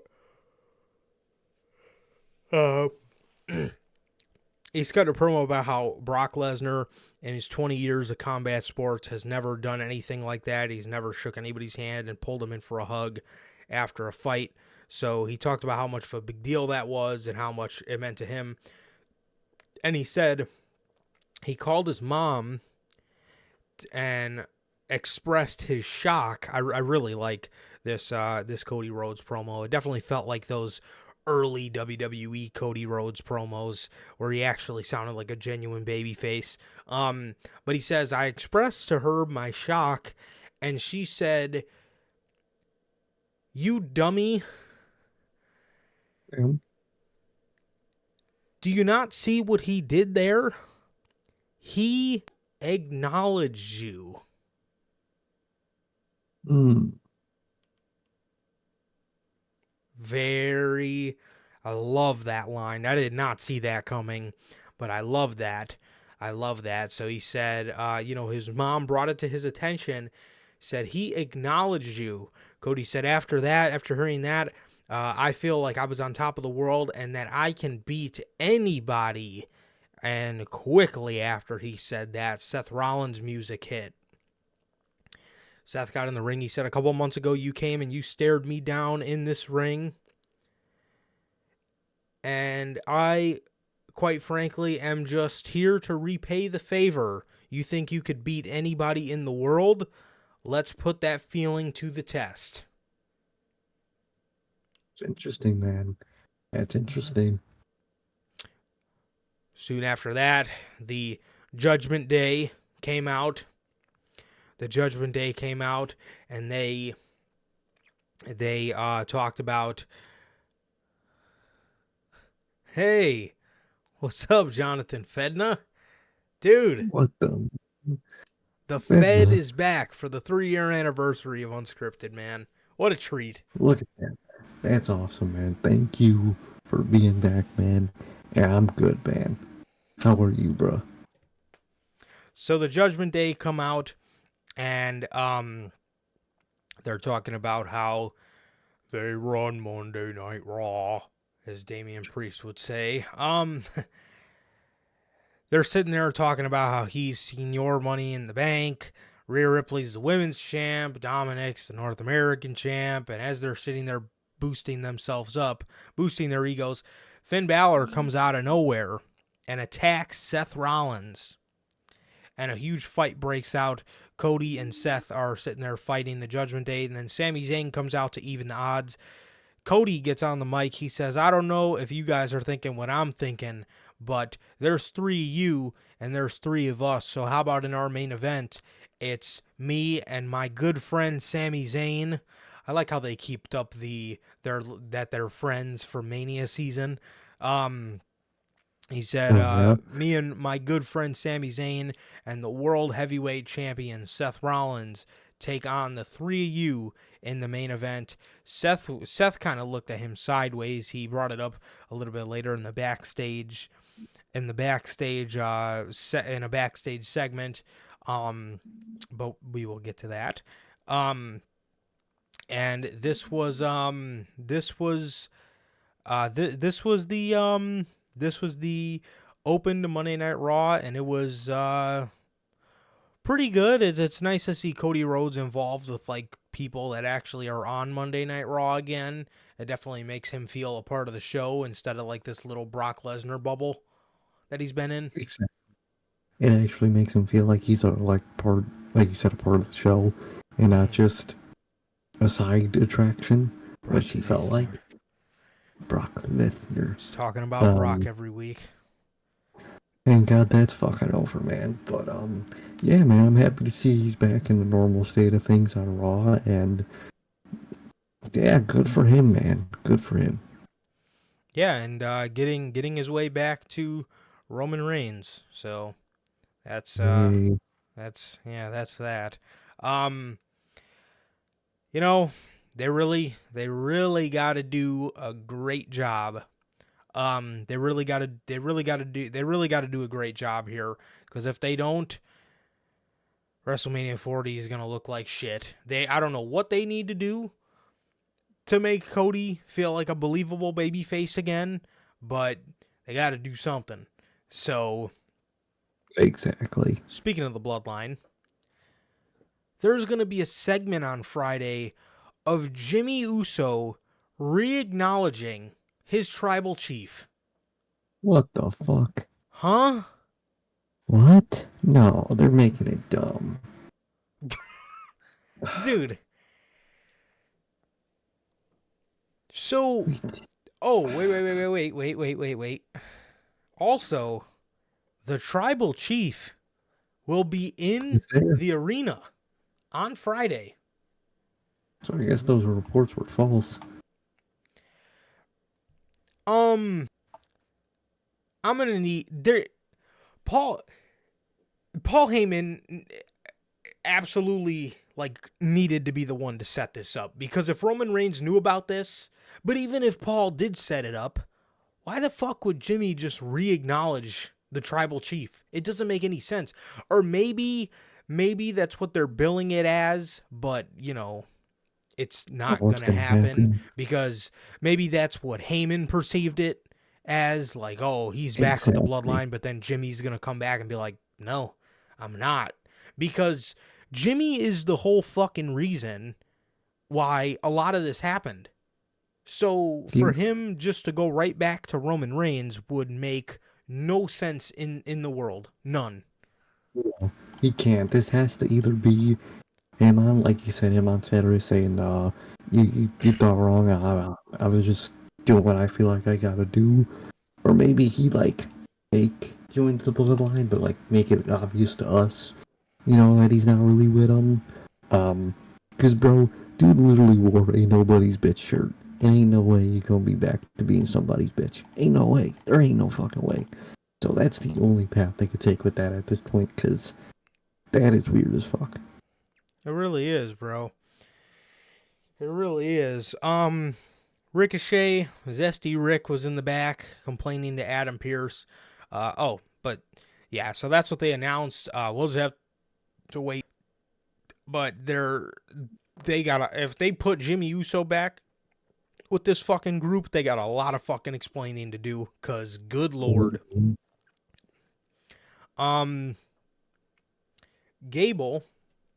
Ricochet was in the back and he was complaining to Adam Pearce.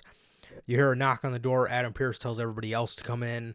So they all come in, and Adam Pearce says to the guys that walk in, which were Matt Riddle, Chad Gable, and Tommaso Ciampa, and Ricochet, obviously who's already in there. He tells them, I know things on Monday Night Raw haven't been going all of your ways recently, and you guys want a fresh opportunity. So tonight, I'm going to put you guys in a fatal four-way for the next guy to challenge Gunther for the Intercontinental Championship. Dude, they have a phenomenal field for the mid-card championship. They really do. They have a great fucking field. And this fatal four-way match here goes to show it. And there's people not even in this fatal four-way that are also like a tremendous part of your mid-card division that you can use so well, dude. You got not only the four guys in this match, you got Damian Priest, you got JD McDonough, you got Nakamura, you have Sami Zayn, you got Bronson Reed, literally so many people, bro. You have so many people, and it's a wonderful thing to see, man. Definitely, man. Definitely love seeing good talent actually being used. They have amazing mid-card division on Raw, man. And I'm intrigued to see where it's eventually going to go, man. You could have a lot of people beat Gunther at this point, I think so. And I'm interested to see what they do with all this, man. Definitely, man. And Gable, being the hometown boy, gets a insane amount of Gable chants. They were doing his thank you thing. Yeah, they were going nuts for that man, Chad Gable. They really were. And Gable ended up winning the Fatal 4-Way match. Crowd was going insane. He goes over there and picks up his son, who's wearing a matching singlet, literally the same singlet he was wearing, and he does a victory lap around the ring with his son, and this man's reactions were just electric, and this was fantastic for Chad Gable, and I would love to see this babyface momentum kind of come up. And I tweeted it out, bro, but like if the fans continue to latch on to Chad Gable like this, bro, I would love to see him be the one to beat Walter. It's a long time coming. The guy is fucking mega talented. If there's anybody that could come close to being Kurt Angle-esque, it's Chad Gable. 100%. Insane. What were you saying? Oh, okay. It started to break up, but that man is insane, and I totally agree with that, man. He might be the best choice at this point to eventually beat Gunther for that world title. I mean, for that IC title. Definitely. I think that might be the best course of action. Definitely, bro. Definitely. I like I said, man. If his fan reactions continue to bolster like that, bro, I would not hate that whatsoever. Seeing Chad Gable be the one to eventually take the Intercontinental Championship from Gunther, man. I think it would be an awesome thing. And like I said, it's a really long time coming. It's a really long time coming, and Gable absolutely deserves it. I don't think there's anybody on the planet that would sit there and argue that he doesn't deserve it. So, yeah, man. Hell yeah. So after this, we got Shinsuke Nakamura versus Big Bronson Reed. Big Bronson Reed here, man. Him and Nakamura had a pretty good match. They had a pretty good match. Bronson Reed. Oh, also, Michael Cole sounded fantastic. He sounded genuinely ecstatic getting to like call for some of these people that he hasn't called for in a really long time. So it was cool to see. Absolutely. Definitely, man. Definitely. It's awesome to see Michael Cole. And the reason that, came out and why he's, the commentator for Raw and SmackDown now is really awesome. I like that a lot, man. Good for him. Isn't he like the lead production guy for commentary or something like that? I think he is, but that's not the reason. Apparently, you never wanted Michael Cole to be the face and the voice of WWE, so they want him on both shows. Oh, they want him to be the voice of WWE? The face and the voice, so like, basically the voice of WWE, yeah. I mean, well, all right, whatever. It's cool. I'm cool with that. I mean, he already was, but that's the thing. Everyone knows it's Michael Cole, but I guess. All right. All right, whatever. That's fine with me, I guess. But yes, his voice is he has a great voice and he's just fantastic at what he does. So yeah, he's the guy for WWE, bro. He's the guy for WWE for sure. He's one of the greatest commentators of all time, no question. So Cole is great, and I'm glad that they hearing him and Wade Barrett instead of Corey Graves and Kevin Patrick made the show all that better, in my honest opinion. It did make the show a lot better for sure. Definitely, man. Definitely. So Big Bronson Reed misses the tsunami. Nakamura hits him with a Kinshasa to the back of the head, and then he hits him with a regular Kinshasa, to his face, and he picks up the victory as Nakamura just beats Bronson Reed clean. And that would go to show for some things a little later in the night as well. So that was that, man. Definitely. Interesting, man. Interesting, especially what happened later on the night.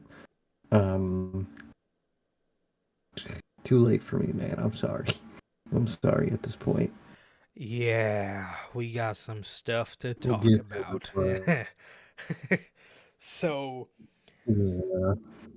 Definitely, bro. So, we're in the back, and Finn Balor and JD McDonough. Haha, we've been resumed. Resumed, man. JD McDonough and Finn Balor are in the back, and they're talking, and Damian Priest walks up to Finn. He says, "Look, man, we need to talk." He says, "Look, man, we need to talk." And he says, "We need to do it alone. This is Judgment Day business." As Finn says, "No." He says, "Anything you need to talk to me about, you can say it in front of JD. I've known him for over 20 years, and he's seen it all." So he says, "Okay." He says, "Okay. What's the deal, dude? You didn't come out with us. You blindsided Seth, and none of us knew about it." He says, "You blindsided Seth, and none of us knew about it. What's the deal?" He says, "You lost at SummerSlam, and you lost even with my help." So Finn gets pissed, and he says, Finn gets pissed, and he says, "Did I lose because of you? Or or no, he says, did I lose, or did I lose because of you? And um Damien says, dude, I was out there, Rhea was out there, Dominic was out there. We all came to help you. Finn just wasn't hearing it, as him and Damien got in each other's face and they were chest to chest. Damien told him to step off and Finn did not. He just stood there. Dude, fucking A. I need the prince. God, fucking give it to me, bro. Jesus. Oh, I love the Prince so much, man. Rhea comes up and she says, hey, guys, relax, step off, chill out. She says, I need you guys on the same page for later tonight. JD is still standing there and he says, I don't really know if this is my place to say, but it seems like all that briefcase has ever done is drive a wedge between you two. So I think you should get rid of it. And he walks away. Dang. And Finn, standing there, like gets this big grin on his face. Like, yeah, that's actually a pretty fucking good idea. Dude, amazing. I love it. I love it. I love it, man. And I want to see Finn hold a world title. I do. And I really just want to see a babyface run out of all this. I really do, man. Exactly, man. Same. That's really what I want from this at this point, and I hope that's the path they take, man. I really do. For sure, bro. For sure. So, Finn walks away. JD walks away, and then Finn walks away. And Damien says, "This mother," and Rhea tells him to chill out. So yeah, bro. That's the latest on what's going on with JD McDonough and the Judgment Day, bro. Very interesting, man. Very interesting. It is, man. It is. I hope they go on the right path, man. Ludwig is in the Alpha Academy's locker room, and he's talking to Maxine. I don't know if anybody else got this vibe, but the way he was like whispering to her and talking in like his voice, dude just came off like a fucking creep in this promo.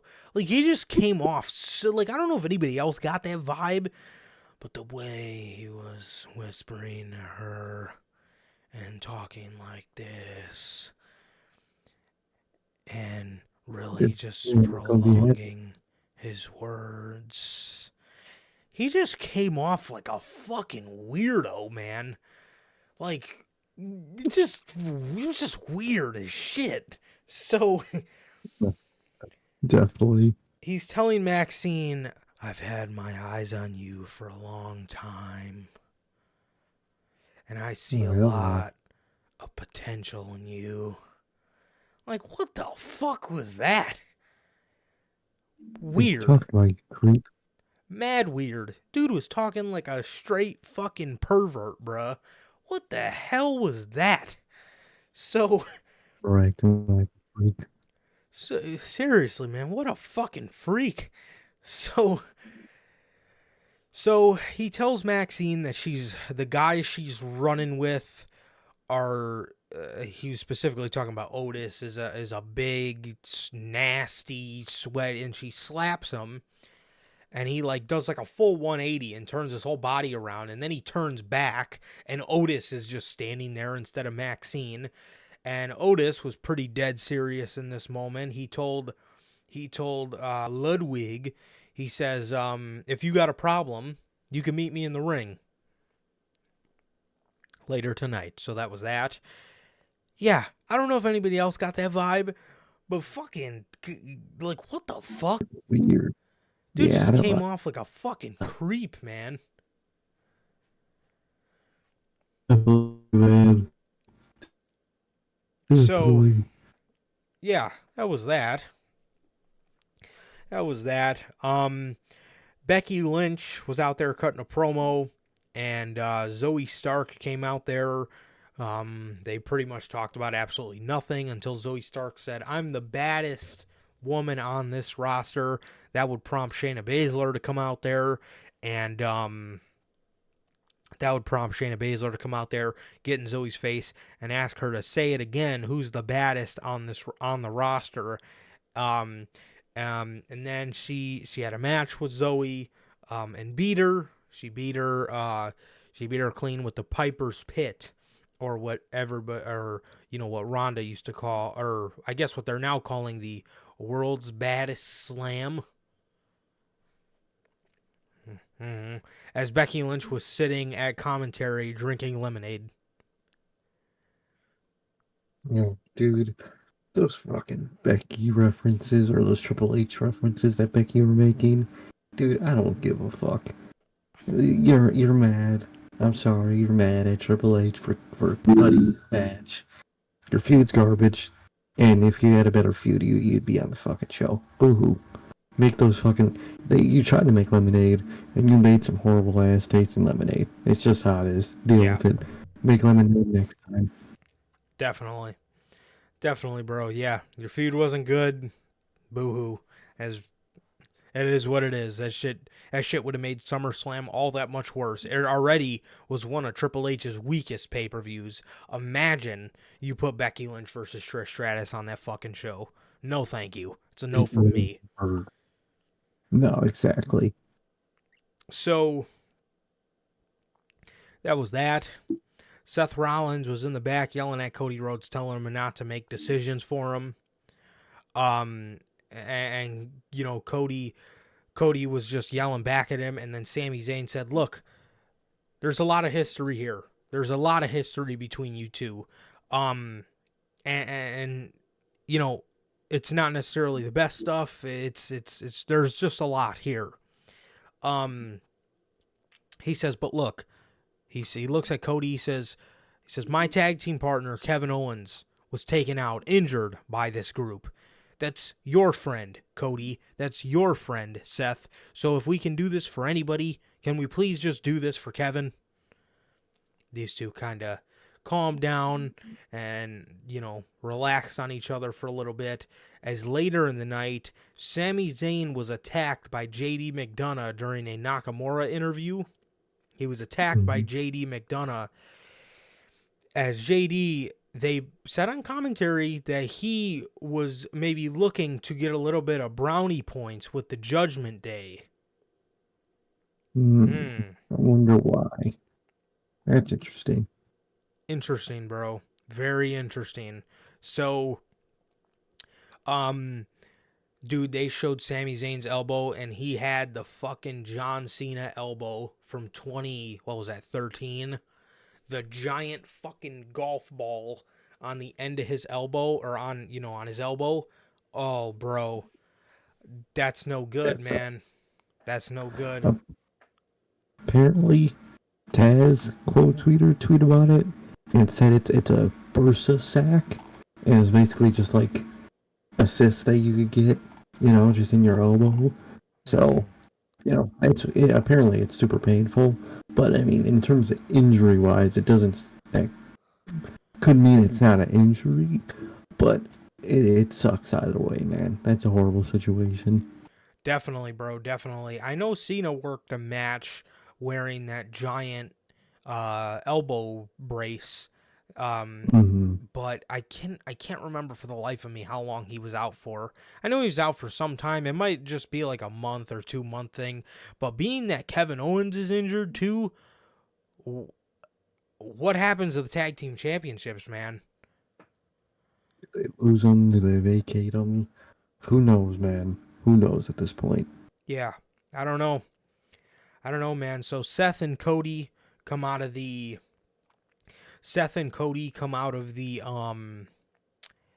trainer's room. Jackie, the interviewer, asks, what's the deal with Sami Zayn? Both of them go to speak, but then Seth just death stares Cody Rhodes, and Cody goes, "I'm sorry, Seth. I'll let you have this interview." And he walks away, and Seth says, Sammy wants to go, but the doctors are telling him no. The doctors are telling him no. Um, so it looks like it's going to be a 2-on-3, and I don't even know how much I can trust that guy. Talking about Cody. So it'll probably just be a 3-on-1. As Nakamura comes up and he says, "If you need any help, I got you." Dude, I thought it was going to be Nick Aldis. I did. Oh yeah. I was like, oh, okay. I was like, they're setting this up, I'm assuming, for Nick Aldis. No, they genuinely have that man there trying out as a producer. And They're starting him as a producer. Holy that is, shit. I can't believe he's doing it. I can't believe he's willing to go start as a producer, man. Because, come on, dog. Come on, you're better than that. So Seth says, okay, Nakamura, I've respected you for a ton of years. So absolutely, he shakes his hand, he does his Seth Rollins laugh, and he walks away. So it looks like Nakamura was the replacement for Sami Zayn in tonight's main event. LA Knight. Earlier in the night, Miz got pissed off because LA Knight was they made Miz wait for his photo shoot because LA Knight was doing his photo shoot, and he got all pissed. He got all pissed off at the Miz. Or the Miz got all pissed off at LA Knight. The Miz stormed out to the ring, and he talked about how LA Knight was very ungrateful. He talked about how Knight was ungrateful and how he's tired of this new crop of talent being so ungrateful nowadays. And he talked about how the new crop of talent is ungrateful nowadays, and how back in his day you would go up to somebody and you would shake their hand. And you would introduce yourself. And he says he just was shitting on the new generation and stuff like that. And then LA Knight comes out and he starts LA Knight starts he says something along the lines of like, this company's made a bunch of bad decisions, you being one of them. And he says the only reason they kept you around is because they knew that you were the kind of guy that they could beat up on. You were the kind of guy they could kick out of the locker room. He says, but me, he says, I'm a dangerous man, and they knew from the start. There was no doing that with me. And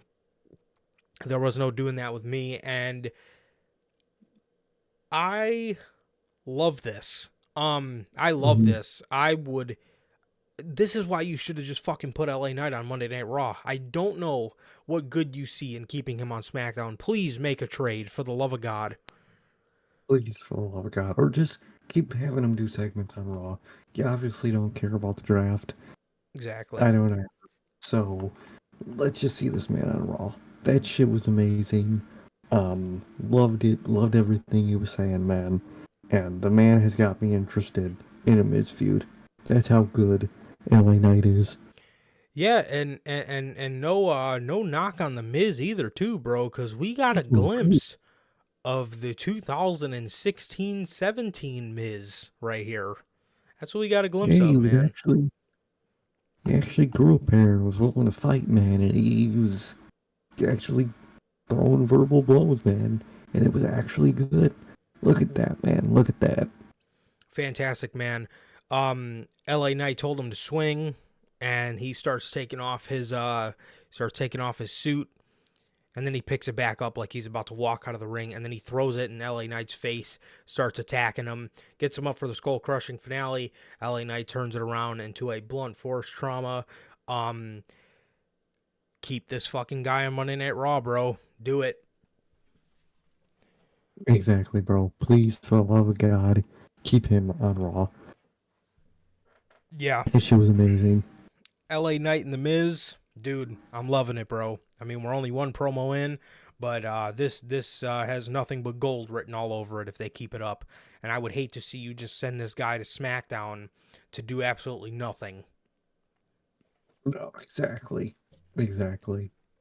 So, Um, Gunther helps Ludwig Kaiser defeat Otis in their match here.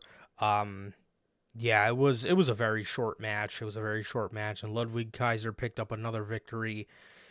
He's picking up victories as a singles, and I do not understand why they don't use him and Giovanni Vinci as a tag team. I'll never get it for the love of God. But the thing that's scaring me is Fabian Eichner is not picking up any victories. And with Ludwig getting victories under his belt, I would absolutely just, I'm going to say it again, man, but I would fucking hate for these two to, I would just fucking hate for these guys to split up Imperium already.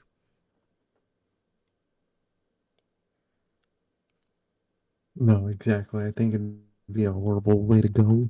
And just use those two as a tag team of the faction and keep them all together, man, for the love of God. Definitely, bro.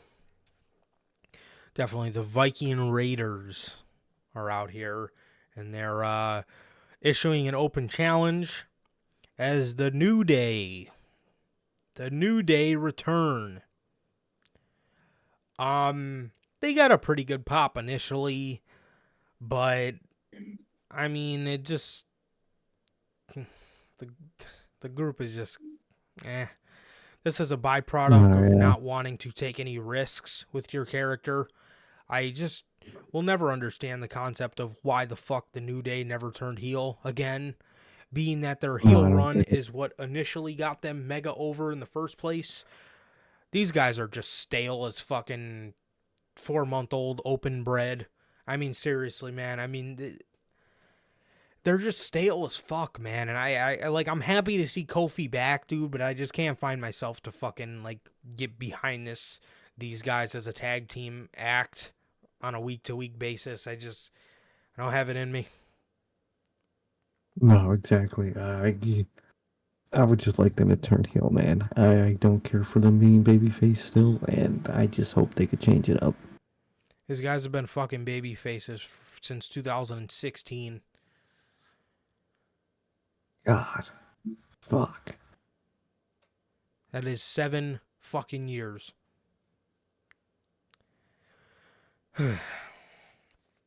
Yeah. So they beat the Viking Raiders, and that was that. Um, Judgment Day were making their entrance for the main event, but before that, Raquel Rodriguez would come out and toss hands with Rhea Ripley, even though the doctors told her earlier in the night that she couldn't, but she did it. She did it anyway, and yeah, that was that, man. And then in the main event, Rhodes, Rollins, and Nakamura versus the Judgment Day. Finn Balor was yelling at Damian Priest to give him the briefcase. He finally gets it, and the ref was distracted when he got it, and he got it super kicked in his face. Yo, what up, JT? How's it going, bro? What's up, JT? How you doing? Yeah, so he gets it super kicked in his face, and he then walks right turns around right into a crossroads, and yeah, the babyface team won. And yeah, there was a lot of turmoil between Finn and Damian in the first half of the match, but then right as they kind of started working together, he handed him a briefcase, and it yet again cost Finn Balor another victory, bro. Like JD McDonough said, man, the briefcase quite literally is coming in between them, man. So that's that, and it's an interesting story to see develop, especially now that we have JD McDonough back in the fold, because it's something for the fucking guy to do, which is nice. But yeah, so yeah, man. Rhodes pins Balor, and then after the match, Sammy comes out. And all four of them are celebrating as Rollins and Rhodes keeps getting in each other's face, and eventually they do end up shaking hands, and everybody gets on the top rope. Sammy gets out of the ring. Nakamura's just idly standing in the corner, and then once Seth jumps down, Cody's still on the top rope, celebrating. He comes down and gets a fucking Kinshasa by Shinsuke Nakamura, as then Nakamura just walks out of the ring and walks away, and Cody's just standing there looking all confused, like, what the fuck just happened? Similar to what I was fucking thinking when this happened. I was more so asking why the fuck this happened. The only thing, and you know what, too? With that mystery spot, they had so many ways they could have went. They could have went with Gargano. They could have went with Braun Breaker. They could have went with so many people. Ilya Dragunov. They could have went with so many people in that third spot. And you give us Napamura, some guy who, I mean, his story throughout the night was he's tired of people getting involved with his stuff. But what have you done to get a fucking World Heavyweight Championship shot? The only thing I could think, and this, not speaking in kayfabe, I could see this being a Seth Rollins thing. I could see this being, I could see Shinsuke being a guy that Seth just wants to work with and kind of help get back to a point that he was at before. But man, I just don't really care to see it, dude. Like, I could see Seth wanting this, and I can respect that, but I mean, I don't know how much I care to fucking see this, man. This is gonna be super uninteresting. No, I don't care at all to fucking see this, man. Your only shot was making Nakamura interesting was as a baby face to me, and it's already gone. I don't like this. I don't care about it. And let's just hope it's only for like a pay-per-view or two for Seth, and we can move on if that's what they're planning on doing, because I don't care about Nakamura at this point. I think it's too late to, do something with him in the main event scene. Same. Should have done it fucking 4 years ago. When you didn't, well, what is it fucking now? What? Yeah. 5. Yeah, basically 5 years ago. You had your opportunity 5 years ago, you didn't do it. 5 years too late. I don't care anymore. I saw some idiot online wanting that godforsaken old heel theme back. Oh, and fuck, please, dude. No. We just got fucking his actual good theme song back. Don't fucking kill the act by reintroducing that god-awful garbage. Yeah, I don't care about this, and I hope it's pretty quick, man, because it's 5 years too late for me, man. Yeah, and like you said, dude, Shinsuke Nakamura's bread and butter is a fucking baby face. I do not care for him as a heel. I just don't. And like I said, the only reason I see any of this happening is I could see this, like I said, just being a thing.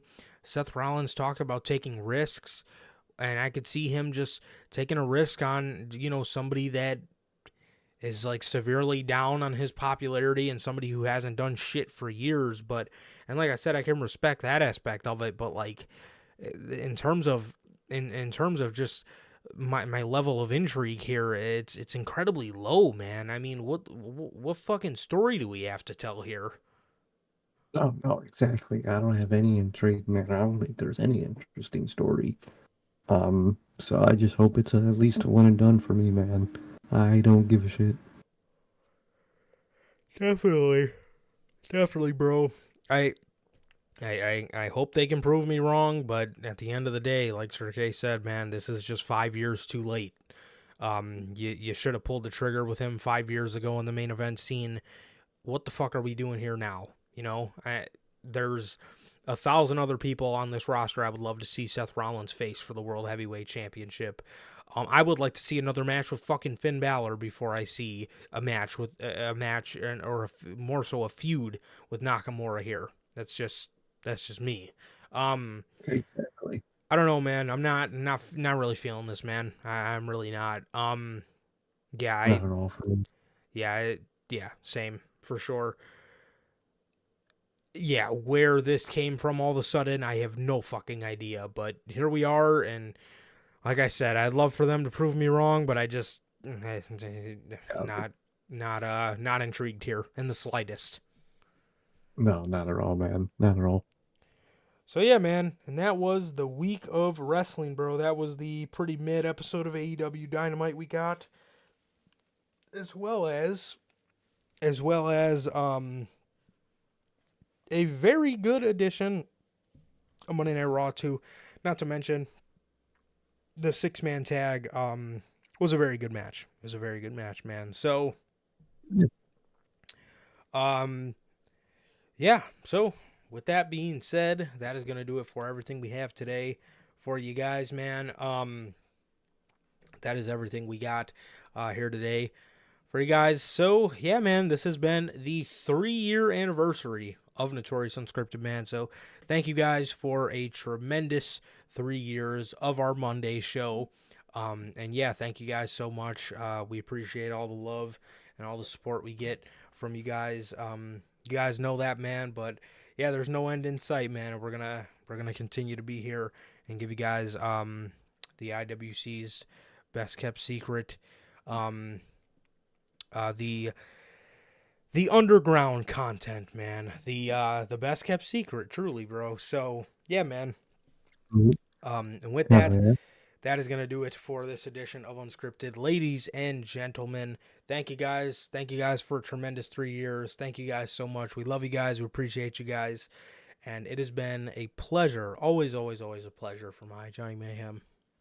And it's okay. And that is going to do it for this edition of Notorious Unscripted, man. This is episode 155, the 3-year anniversary show.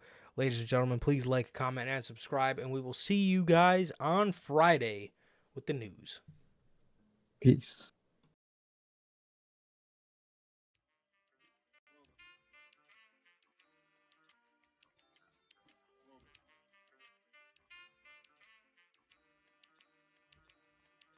I used to get pills on the bitch. Now I throw shields on the dick to stop me from that HIV shit. And niggas know they soft like a Twinkie fillin', playing the villain, prepare for this rap killing. Biggie Smalls is the illest. Your style is played out like Arnold, and that's what you talking about, Willis. The thrill is gone. The black Frank White is here to excite. Throw dick to dice. Bitches are like I'm brainless.